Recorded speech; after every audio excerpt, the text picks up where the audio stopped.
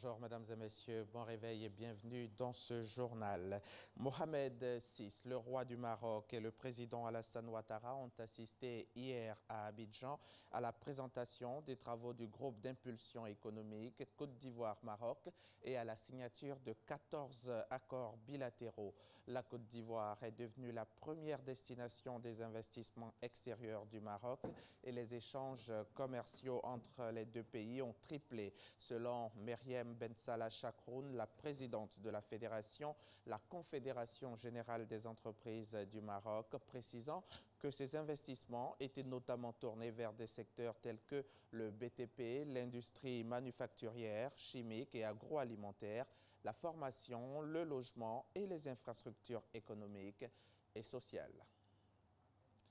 Le ministre des Affaires étrangères, Marcel Amontano, lui, est à Genève, en Suisse, où il représente la Côte d'Ivoire à la 34e session de l'ONU sur les droits de l'homme. Quels sont les enjeux de cette session? Élément de réponse avec Michel Digré, notre envoyé spécial sur place. Les représentants de 47 pays plancheront pendant 4 semaines sur les questions de droits de l'homme dans le monde.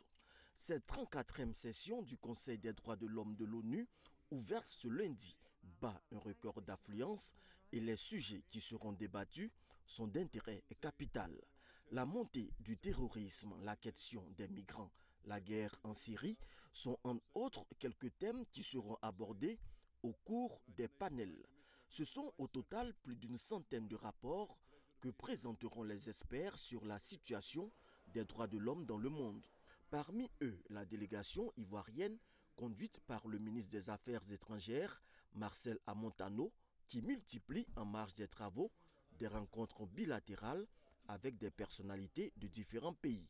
Ce mardi, il sera face à l'Assemblée pour porter la voix de la Côte d'Ivoire sur la question des droits de l'homme. Le Conseil des droits de l'homme est un organe intergouvernemental du système des Nations Unies créé en mars 2006 pour renforcer la protection et faire la promotion des droits de l'homme dans le monde. En Libye, de nombreux migrants venus d'Afrique noire sont détenus, soi-disant pour les empêcher d'atteindre les côtes européennes. Les migrants subsahariens en situation irrégulière, emprisonnés en Libye, sont détenus dans des conditions inhumaines. C'est ce que dénonce Amnesty International dans son nouveau rapport. Régulièrement battus par les gardiens de prison, ils manquent d'hygiène, de nourriture et n'ont aucune idée du sort qui leur sera réservé. Ces derniers témoignent de la torture qu'ils subissent au quotidien dans les prisons. On en parle avec Sidonie Davila. Ils sont nombreux, ces hommes et ces femmes qui passent par la Libye pour rallier les côtes européennes. Ces migrants venus d'Afrique noire, pour la plupart, sont la cible d'arrestations arbitraires, de violences, de discrimination et de torture. La Libye, c'est l'enfer. C'est très difficile. Je vais vous montrer pourquoi. Vous avez vu ça et ça. Ça a été fait avec le bout d'une arme à feu. On nous a demandé d'amener le téléphone. Quand tu parles au téléphone, on te frappe. On te demande d'amener 2000 $. Tu appelles tes parents, ils vont t'envoyer 1000 $. Quand tu composes le numéro, on te frappe pour que tes parents entendent que tu pleures. Dans un pays en crise depuis la chute de Mouammar Kadhafi en 2011, ces migrants emprisonnés vivent tous un véritable enfer. On dénombre plusieurs morts parmi eux selon les témoignages. J'ai vu beaucoup de gens mourir, même mes 2 amis. Ils les ont tués en prison. L'un est mort sur moi. Je l'ai attrapé comme ça. Il m'a dit, si tu pars, dis à ma mère que je suis mort. Ils ont tiré sur sa poitrine au moment où il essayait de s'échapper de prison. Je ne sais pas combien d'Africains sont morts en prison en Libye. Des milliers de Noirs souffrent en prison, sont torturés et reçoivent des décharges électriques, seulement à cause de l'argent. Des Libyens torturent leurs propres frères, des Africains, juste pour de l'argent. Près de 1100 migrants ont été secourus en Méditerranée centrale la semaine dernière. De leurs différents témoignages ressortent les mots « actes de torture, enlèvement, séquestration, esclavage et viol ». À l'instar des grandes nuits hollywoodiennes, les stars africaines au nombre desquelles Akissi Delta et Léonard Grogué ont été célébrées. Une nuit des stars pour mettre en avant les acteurs. La cérémonie s'est tenue dans la nuit d'hier en présence de notre envoyé spécial, Franck Quadio. Brillance et luminosité, tapis rouge dressé. Le FESPACO côté glamour en attraction. C'est la nuit des célébrités. Georgette Paré, comédienne burkinabé pour l'organisation, situe l'action comme la nécessité pour les comédiens d'être mis en avant. Selon Rasmane Ouedraogo, autre star, c'est une injustice de reparer. Nous sommes au début et à la fin de l'œuvre cinématographique. On va au cinéma, c'est pour regarder un comédien. C'est pour rire avec le comédien, c'est pour pleurer avec lui. Nuit des stars, strass et paillettes, mais au-delà, rapprocher l'acteur de son public. C'est un projet qu'il faut soutenir. Ça va plus encourager les acteurs à se donner et au cinéma et au corps de métier. C'est très positif de mettre en valeur ceux qui se battent pour faire du cinéma parce qu'ils ont beaucoup de mérite, surtout en Afrique. Et ils ne le font pas forcément pour devenir les plus riches du monde, mais ils le font par passion. Il y a des films aujourd'hui qui sont des films qui écrivent sur l'histoire africaine. Quand vous prenez aujourd'hui le Nigeria, je pense qu'ils se sont positionnés parce qu'ils parlent de choses, ils parlent d'eux. En marge du discours, la reconnaissance du talent. Gérard Essomba pour le Cameroun, mais surtout Akissi Delta et Léonard Grogué, distinguées célébrités d'or à cette soirée. Il le fallait parce que moi, depuis 89, je suis toujours venue ici pour participer au FESPACO. Et quand nous venons accompagner nos producteurs et réalisateurs. Nous restons à côté, on ne nous voit même pas. Avec ce que je viens de voir ce soir, le cœur du cinéma africain et ce que j'ai vu hier à l'ouverture du FESPACO, et je suis sûr que l'Afrique a son mot à dire dans le cinéma. Un espace aussi pour poser les réelles difficultés du 7e art, mais aussi favoriser le rapprochement des langues et des peuples.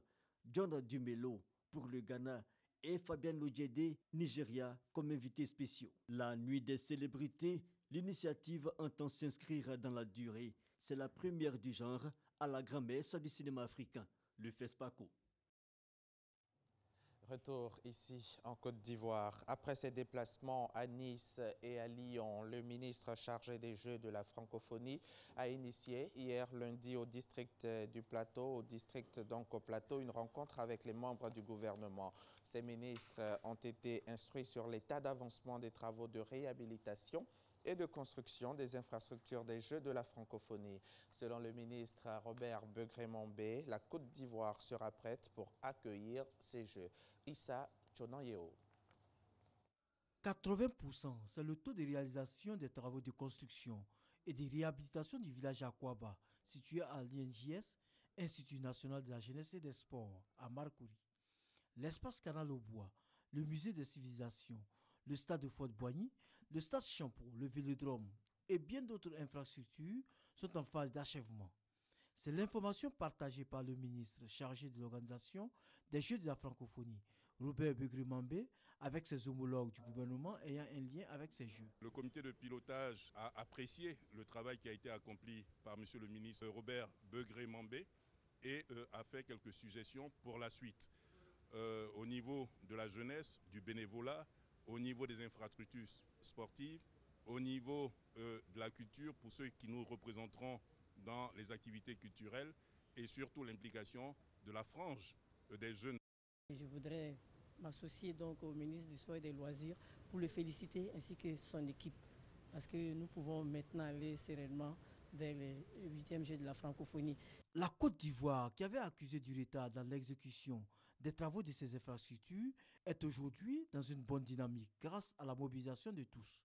Une dynamique qui a valu le quitus du Conseil d'orientation de ces Jeux à l'OIF, Organisation internationale de la francophonie, à Paris, pour ce grand rendez-vous du monde francophone. La Côte d'Ivoire est sur la bonne voie, mais la Côte d'Ivoire doit rester vigilante pour que nous puissions offrir des Jeux qui respectent toutes les normes internationales. La Côte d'Ivoire va battre le record de participation, mais la Côte d'Ivoire aussi doit offrir le record de qualité des Jeux. Le ministre Robert Begré-Mambé a rassuré les autorités internationales que la Côte d'Ivoire va relever le défi de l'organisation de ces Jeux prévus du 21 au 30 juillet 2017.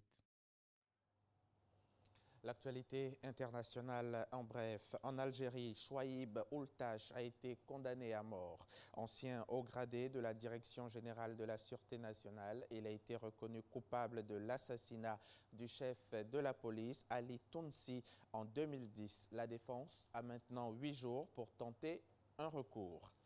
Le groupe État islamique a revendiqué hier lundi l'attentat suicide raté contre un commissariat de police à Constantine, au nord-ouest de l'Algérie. 2 personnes ont été blessées, dont le policier qui a tiré sur le kamikaze.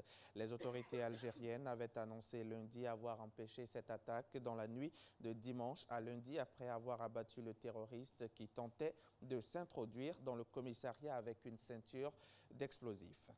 Des individus non encore identifiés ont lancé 2 assauts simultanés contre le commissariat de police de Baraboulé dans la province du Soum, dans le Sahel burkinabé. Un autre groupe armé s'est attaqué au commissariat de Tangomayel dans la même province.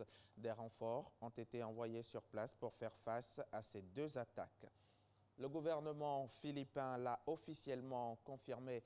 Les terroristes du groupe Abu Sayyaf ont exécuté l'otage allemand Jürgen Kantner, détenu depuis plus de 4 mois. Une information révélée hier lundi par le groupe de surveillance des sites islamistes qui rapporte une vidéo montrant l'exécution du septuagénaire. L'ultimatum pour la livraison d'une rançon de 560 000 €, soit plus de 360 millions de francs CFA, avait expiré dimanche. Et puis, pour terminer, aux États-Unis, Barack Obama avait réduit le budget militaire. Donald Trump veut l'augmenter. Cette hausse est considérable. Elle est de 9%, soit 54 milliards de dollars, environ 30 000 milliards de francs CFA. Lors d'une rencontre avec les gouverneurs, le président des États-Unis a affiché sa volonté de reconstruire l'armée pour respecter sa promesse de protéger les Américains. Merci de nous avoir suivis. On se retrouve à 13 h.